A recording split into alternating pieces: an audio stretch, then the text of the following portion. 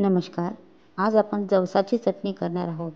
ह्याला हिंदीमध्ये अलसी पण म्हणतात. आता आपण गॅसवर पॅन गरम करायला ठेवला आहे. पॅन गरम झाला आहे. त्याच्यामध्ये आपण ही 1 वाटी जवस टाकूया व लो टू मीडियम वर गॅस हे जवस भाजून घेऊया. जवसाचे इतके फायदे आहे की जवसाचे सेवन केल्याने मेंदूचे कार्य सुधारण्यास मदत होते. त्वचेचा कर्करोग असणाऱ्यांनी जवसाचे सेवन करणे गरजेचे आहे.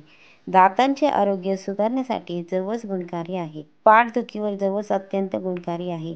ज्याची पाठ दुखत असेल त्यांनी जवस गरम कपड्यामध्ये बांधून त्या ठिकाणी शेकावे. त्याच्यामुळे नसा मोकळ्या होतात. तसेच ज्यांना मूळव्याध आहे त्यांनी जवसाचे सेवन नियमितपणे करावे. जवसामुळे पचनशक्ती व पचनक्रिया सुधारते. स्त्रियांमध्ये ब्रेस्ट कॅन्सरचा धोका टळतो.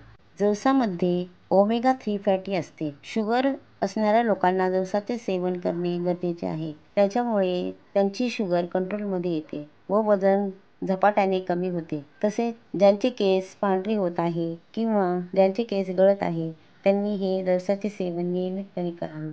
जवसाचे सेवन करणे गरजेचे आहे. जवसाचे सेवन नियमित केल्याने त्वचा तजेलदार राहते व सुरकुत्या होत नाही. तसेच ज्यांना छातीमध्ये कफ असेल त्यांनी जवसाचे सेवन केल्याने कफ पातळ होण्यास मदत होते. तसेच सांधेदुखी, कंबरदुखी, गुडघेदुखी असेल त्यांनी जवसाचे सेवन नियमितपणे केले पाहिजे. तसेच जवस हे सर्व रोगांवर अत्यंत गुणकारी आहे. आता आपले जवस चांगले भाजून घेतले आहे. जवस दाताने चावून बघायचे आहे. जवस कुरकुरीत लागले की समजायचे जवस भाजले आहे.